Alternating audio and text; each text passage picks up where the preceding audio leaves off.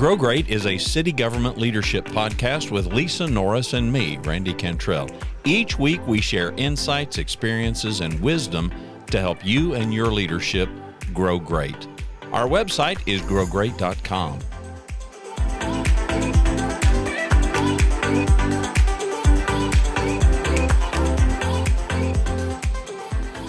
All right. Well, the listeners have been with me over a year or two now, however long it's been, Randy. It's been a while. Feels like dog years, doesn't it? That's right. It's like dog years. But we are in the position where I had just, we had turnover of a senior business partner and are getting ready to fill that again. And it brought up the question of training, right? Of investing in training and still growing your people. And this comes up often, so I thought it'd be worthy of a discussion that commonly when we have people that vacate a position, you know, by choice, through retirement, through force is what I call it, where it's not their choice. But anytime you have a vacancy, it often comes up from leaders. You know, I talk about, well, you still got to develop your team. And the common answer is, what do you think?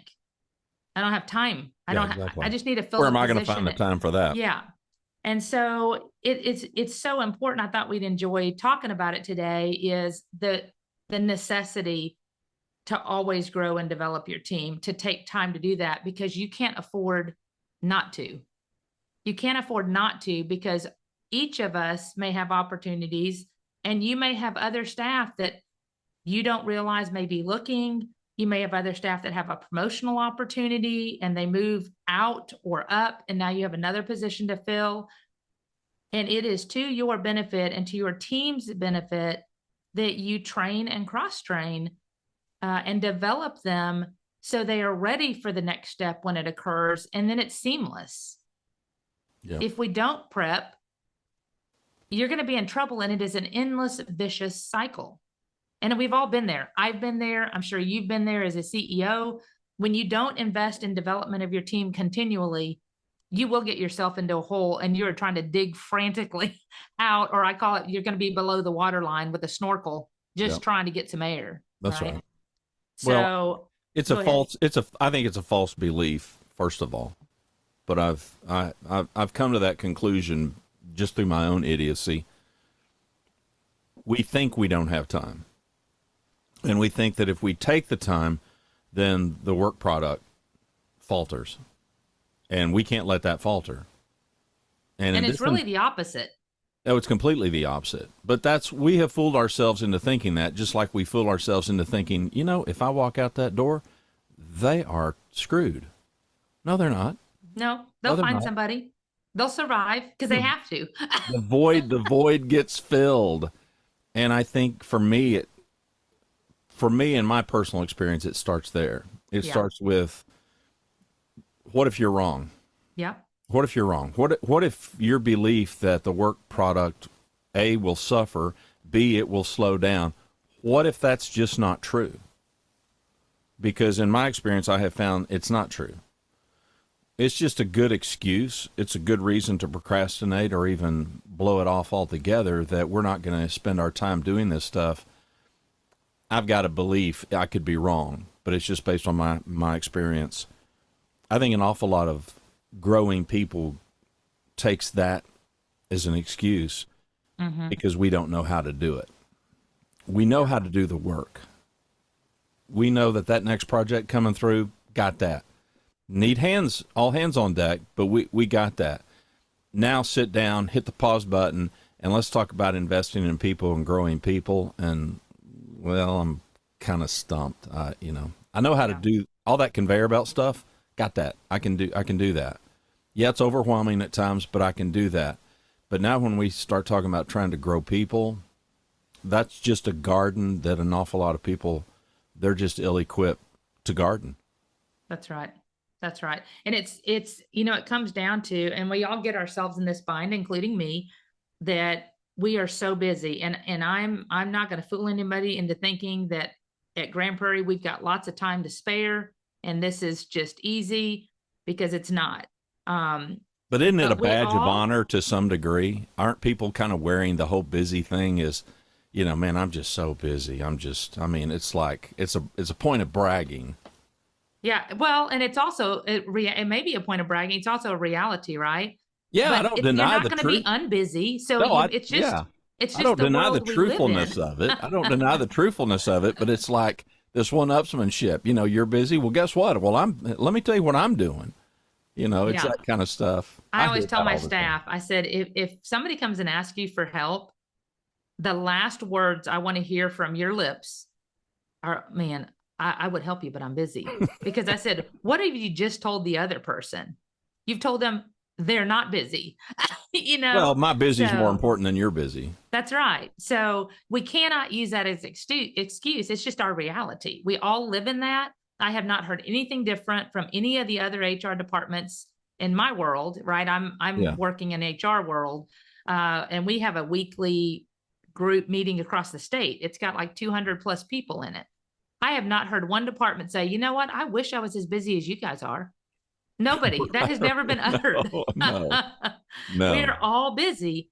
But to the point of the conversation today, we choose what we want to invest our time in. And how are you choosing your people, or are you choosing you? Well, Right? but let's Because break that down. I mean, so what kind of time? What kind of time are we talking about? And I think that's another horrible myth that, you know, for me to grow my people, I have to hit the pause button. Everything has to stop. No, it doesn't. no, it doesn't. That the It's through all this work that we're doing this growth. You Yeah. know, I, so I my always say question it's would be, just what? another meeting. Yeah, It is just another, you just schedule the time. You just do it. And it doesn't have to be this extraordinary program that you've developed. I give examples, you know, with our turnover yesterday, of all things that we need on our plate, we had organizational changes. And we are organizational changes last year, and we hadn't done them in the system yet because we had a new payroll team. So we've been kind of managing, knowing we need to make changes in the system. And it's like creating new departments and creating new orgs and, you know, whatever any city calls it. right. But that takes a lot in our system that's very complex. It takes a lot of internal changes to make that work and not fail in the system on a payroll side. So we delicately approach that. And we've left it, and we agreed to leave it until this year. But we've got all new payroll staff, two new ladies that have not run payroll. Our experienced team had left and gone to other adventures. I've got new staff, and the one we lost was on our payroll side in HR that does all of the system maintenance. So this was again, a time. Do we have time to train? Well, reality is, do I have time not to train them? You don't have an I'm the option. only knowledge base left in this system Yeah. from when it was when it was instituted or implemented. And so we just took time and scheduled it. And I told them, it's not just doing it. I can show you the steps to do it, and it would take 10 minutes. The benefit of coaching and teaching is the why. That's what's important. If they can understand the why, and in anything that you do as a leader, if you can explain the why, they start grasping your thinking. They start grasping the culture. They start grasping, what do I need strategically to think about on impact? Those are the things, when I talk about teaching and growing and developing your staff, that are critical beyond the how-to. The how-to is the easy part, right? Mm-hmm. The growing and development is the hard part. And you just have to set time and just do it. And it was 30 minutes. I told them not only the how-to that took about 5 minutes, but here's the things you have to think about and why, as a team, we didn't just go in and make the changes in the system. We've included IT, we've included finance, we've included accounting, we've included budget, because all of those have to work together on what seems or appears to be a very simple change of creating a new department in the system. That's our world. This is, minor compared to all the leadership issues we have. But I tell Not leaders really. when I tell really. leaders we're talking about this, now my team and the finance team and the payroll team and the budget team, they all understand what? Partnerships.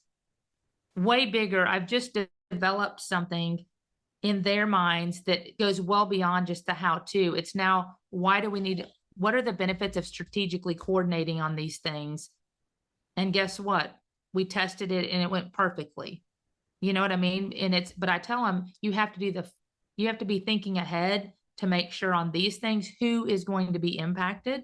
And by teaching that why, I've now got 8 people that know how to do it differently rather than just me telling my team and hoping everything goes well with all the other teams in the city. That makes sense? Yes, and 30 minutes spent doing that. I mean, in your mind, what's the downside? Had you not done that, and they would have gone ahead and they would have done their thing, produced the work, but had you not done that, what would you have sacrificed? Well, it's twofold. One, I could have just done it myself because I'm the last dinosaur that knows this system because we haven't implemented a new one. So I could have done it myself. And the next time something came up, we'd still have the same team that doesn't know what to do. So that's the first thing. I've passed knowledge down, which is critical. We've talked about that in our leadership recipe. You have to not only gain knowledge, you have to pass along knowledge to strengthen your team. And team being not just HR, but team being city, all of the departments impacted by that. Secondly, it helps them be more empowered to make the change, and they've now increased their value. They know more, they can do more. They've just seen how to collaborate as a team as well without me necessarily leading it. So I've empowered them with the knowledge they need to actually make these changes in the future without me teaching it again. But how important then is I would add a third one. How important then is that whatever those lessons in your culture and the way you guys really want to roll? Well, it adds value to the people that you're investing in them. That's the key thing is your people value has exponentially increased with each knowledge nugget you pass on, right? They see in themselves, your leader has now invested in you, and you get I just can't tell you how much and how often I hear when we're passing along these nuggets of wisdom that the team is engrossed in it. I mean, it's almost fuel for energy. They At least my team, I see this energy that comes from understanding and I'm not saying this because it's me. I'm not saying this to promote Lisa Norris. I'm just saying as leaders, passing on this knowledge with insight and wisdom and thoughtfulness, they see that you're giving that you're giving them your time. And time is really important to have face time with your team. In my opinion, they crave it and they value it. If it's genuine, if it's not, if it's not contrived, yeah. Mm-hmm. If it's genuine, it's good to go. So I always tell the leaders that say, I just don't have time. I just don't have time to do that. You got to make time. I mean, you make time to go eat lunch, right? We make time to go work on our computer and then respond to emails. Is our team worth the time?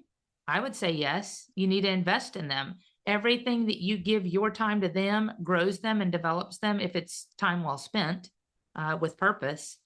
And, it's going to add value far beyond the 30 minutes that you provide or the hour that you provide.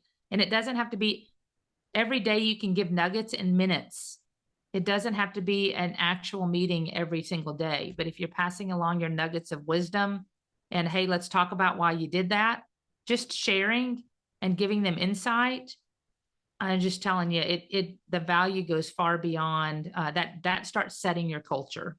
Well, I've got that down as a future episode to talk about of just the small things. Mm-hmm. There's a story.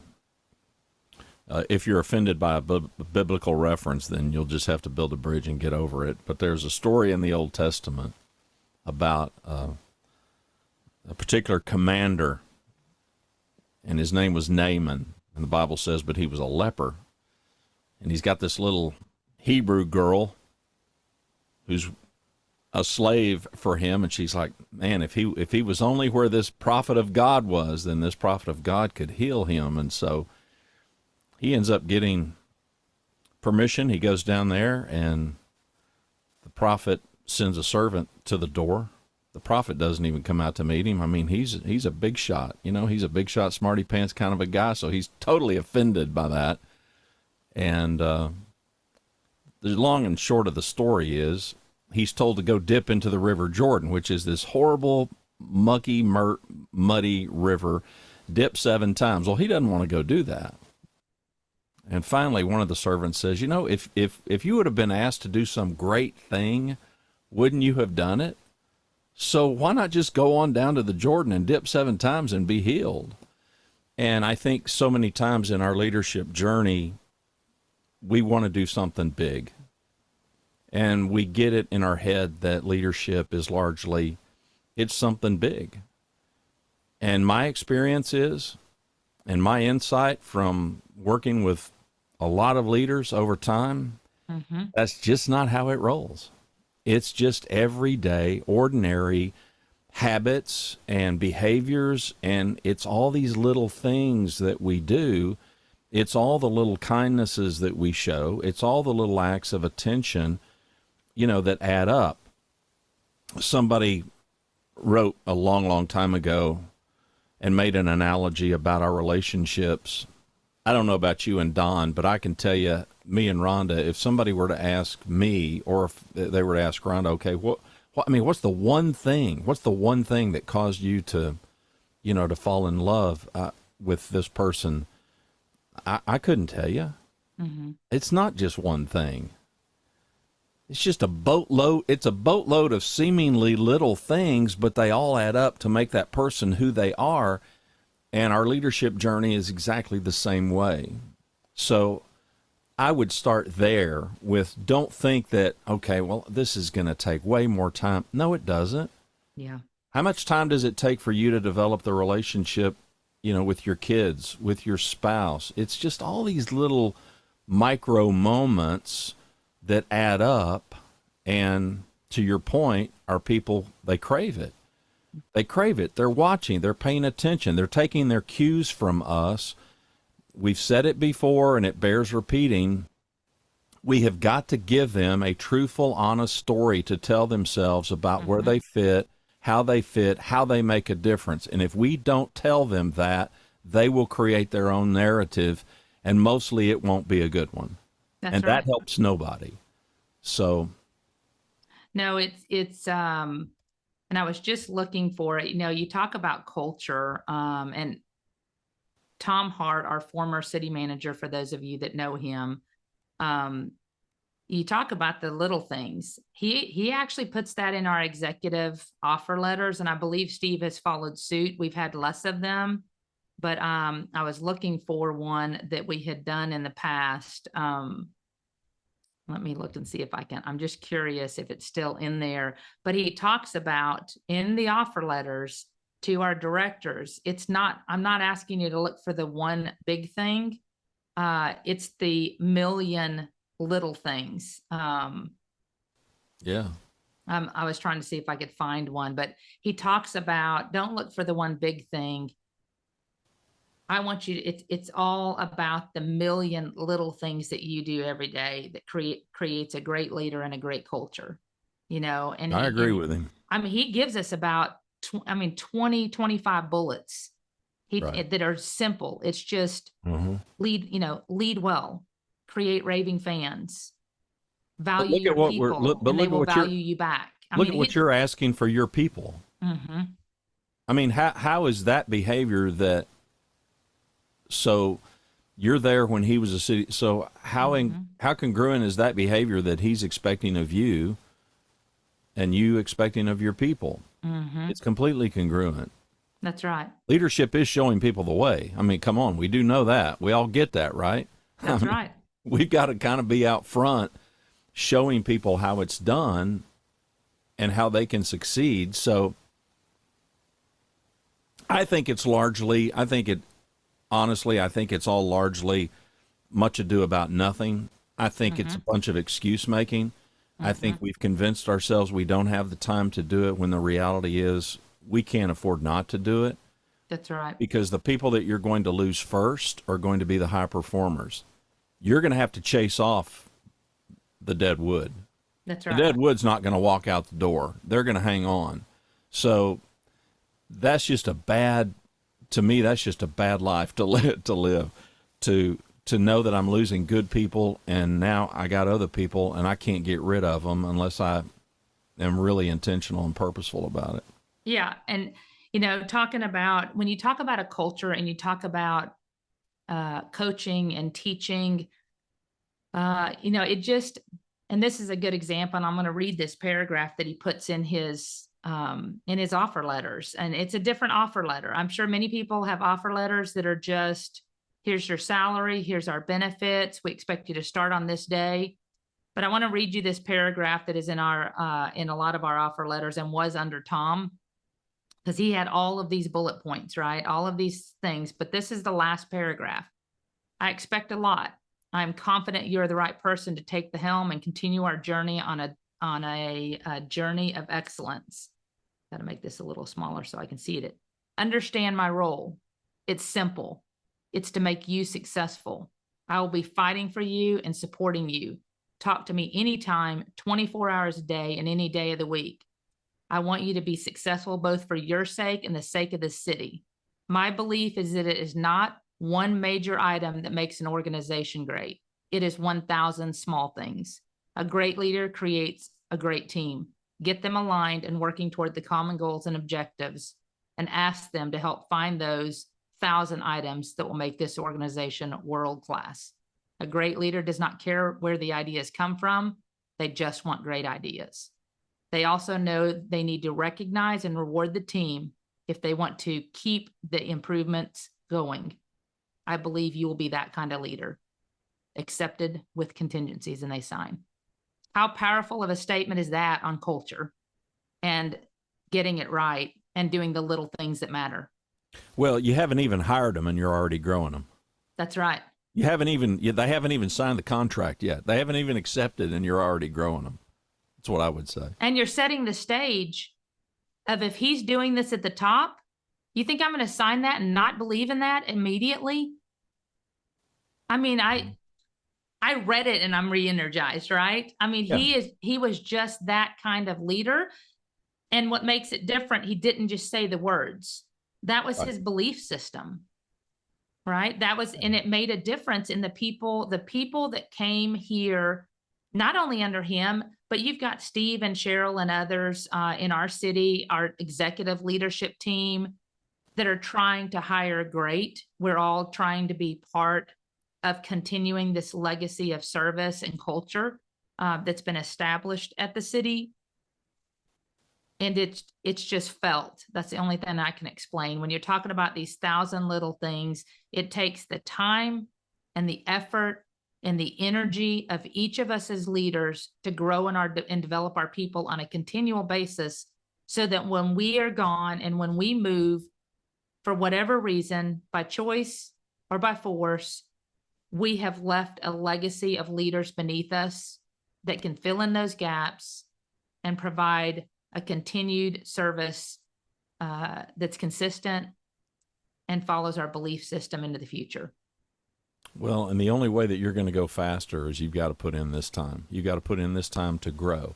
So if you don't feel like your team can move fast enough now, well, invest the time. It's the only way that they're going to get their speed up. That's right. Every team increases in speed the more they grow, the more capable they are, the more competent they are, and confident they are. Yes, you must you have got, as a leader, just like you choose time for lunch, just like you choose time to work on tasks, like you choose to participate in meetings relative to the programs and, processes in place and the development you're working on, the project you're working on, you make time for those. How can you justify that it is not worth your time to set time to meet with your people and grow them? I mean, they are our future. The projects are going to come no matter what, but how much value can we add to our people of being part of the strategy and understanding how we think and what we're looking for, and just growing them so the mindset is clear and aligned. That's what we are here to do as leaders, is develop them and grow them so that this continues well beyond us in the future. Well, before we end, I want you to hit, because I think it's a real practical point.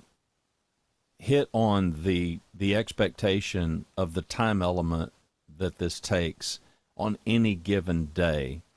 I don't care how you paint that. You can paint the story of kind of how you do it. But I remember you and I having this conversation about the one-on-one meetings. And so many times we get this expectation, okay, well, I've got this many employees and I'm going to have to give an hour to each one of them. And I just can't fit that in the calendar. Yeah. What are your thoughts about just the whole time commitment for whatever that interaction looks like, whether it's formal or informal, whether it's something scheduled or it's just something that's organic and that happens over the course of a day or a week of work?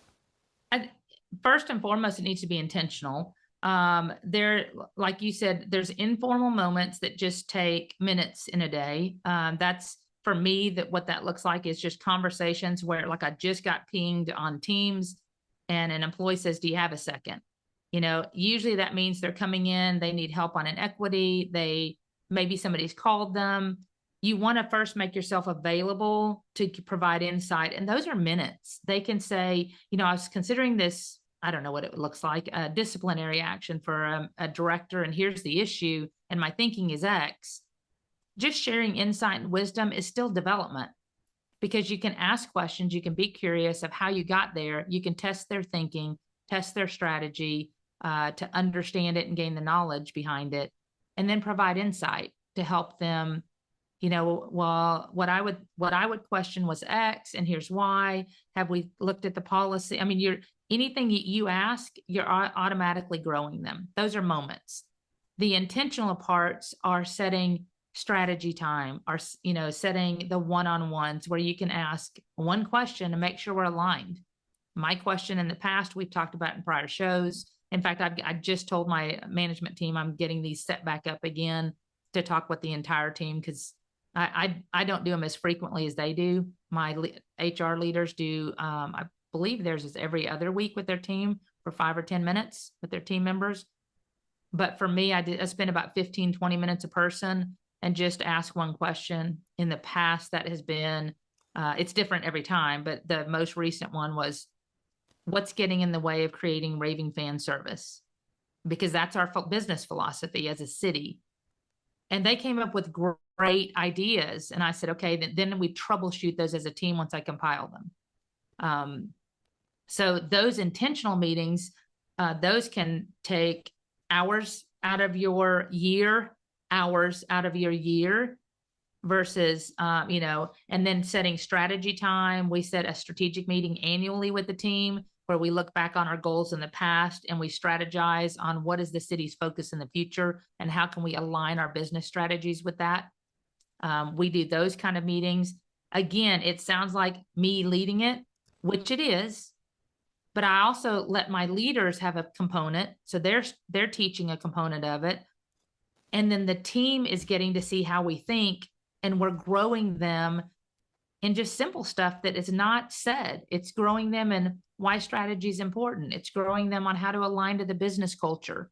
It's teaching them our investment in them, and that they're valued to take the time out of their day and our days to invest in our people. It's just, those are just, if you think about it, those are minutes in an entire year of you being busy.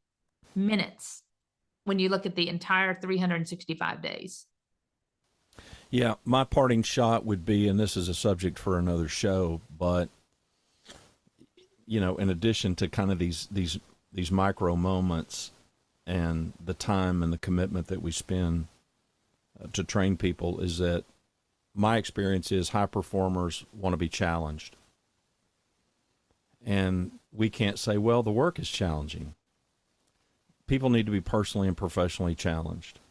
And by that, I don't mean confronted, but people need to understand that we're investing in them to grow. For what purpose? Just to do it? Okay, partly. But we're doing it with some intent. And the intent is to make them better. The intent is for them to be able to perform at even a higher level. And for those that want, and there's plenty of them, to take on more responsibility. And who does that benefit? Yeah, and to give them more work. because we typically already do that. We typically already pile on the high performer. And so the low performer, they get rewarded by, we're going to take that off your plate. And the high performer, they get punished by, we pile on stuff on their plate, but we do it without growing them. We do it's seen more as a punitive thing than as accepting responsibility. And come on, it's an old metaphor, but it's true. Every teenage kid wants dad's car keys. And high performers on your team, give me the keys. Yeah. Give me the keys. And so if we invest in them so that we can trust them with the keys and give them the keys and let them drive the car every now and again, it's a huge, huge thing. I've never, ever met a high performer that doesn't crave to be challenged in that kind of a way. Well, and I think for some leaders, to your point, it's not that they don't want to develop their people. I think so many of us get saturated in our day-to-day survival, right? We're trying to survive the day, and there's more to do than any of us can get done. Our project list never ends. I have never had a day at the city where I can say I was caught up, ever. And I've been here in my 27th year. All I'm doing is managing the day. You can't even get your email inbox caught up. What are you talking about? I feel good when I get underneath 100 emails, right? Yeah. I'm like, man, I'm successful today. So, but it's all about time management. It was really what this comes down to. You're managing your time, and how much of that time are you going to devote to your people? That's the bottom line. How much of your time are you taking to invest in your people? And if you look at your calendar, you may not have a formal meeting, but if you're not taking time to meet with your people, there's going to be a problem. You've got to take time to invest in your people and grow them, because honestly, the value is not just to you, the value is to your department and your organization, and they will be better because of it. Well, it's the Henry Ford quote, whether you think you can or whether you think you can't, either way, you're right. So grow your people.